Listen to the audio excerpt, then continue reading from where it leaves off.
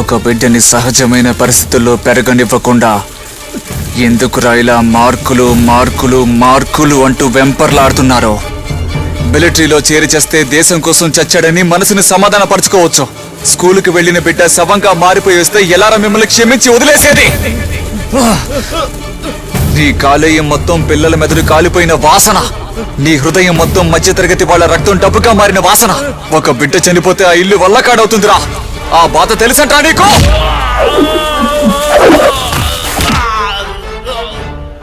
చట్టాలు చేశారు, మీరు మారలేదు.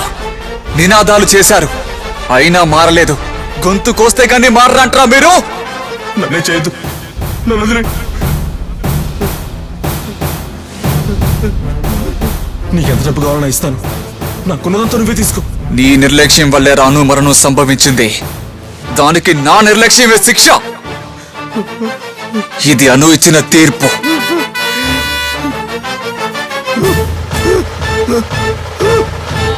ప్లీజ్ ప్లీజ్ తండ్రి,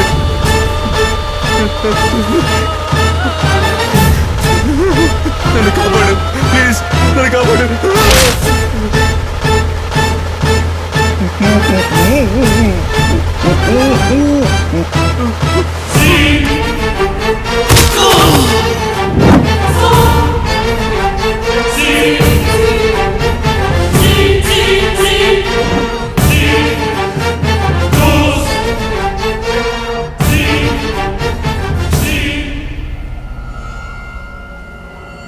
అను అను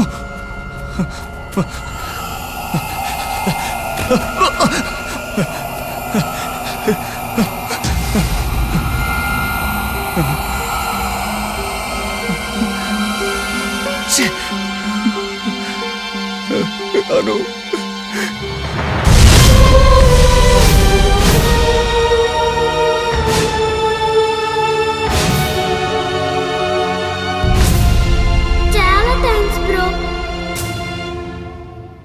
కోసం నువ్వు చాలా కష్టపడ్డావు. అన్నింటికి థ్యాంక్స్. నేనొచ్చిన పని అయిపోయింది. ఇకపైన ఇక్కడ ఉండలేను బ్రో. నా చివరి ఆశ ఏంటంటే నాలాంటి చిన్న చిన్న పిల్లలు స్కూల్కి పోవడానికి నువ్వు హెల్ప్ చేయగలవా? అందరూ దేవుడి దగ్గరికి పోవాల్సిందే. నేను కొంచెం తొందరగా పోతున్నాను అంతే. That's it bro. మా అమ్మ నాన్నల్ని కొంచెం చూసుకో బ్రో. నా last moment. I want to kiss you, bro.